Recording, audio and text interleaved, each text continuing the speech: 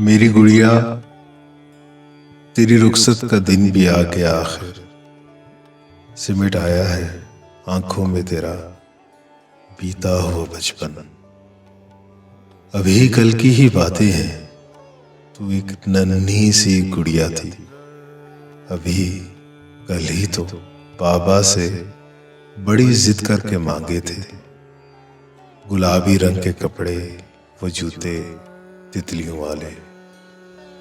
अभी कल ही तो लाया था मैं पहली बार एक चूड़ी, जिसे जब तुमने पहना तो कलाई से बड़ी निकली, फिसल कर हाथ से तेरे तुझे गुस्सा दिलाती थी।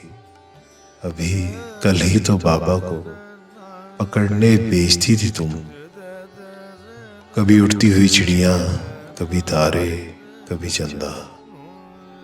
और अब ऐसा है कि वक्त जुदाई सर पे आया है, तेरी बारात लेकर आ गया है तेरा शहजादा।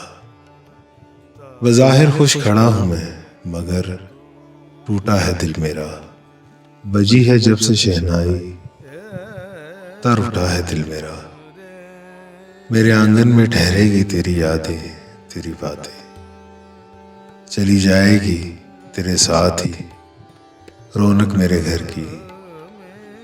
ये मेरे साथ छुप छुप कर हजारों बार रोएंगे, तेरी रुखसत पे है बेटी दरो दीवार रोएंगे।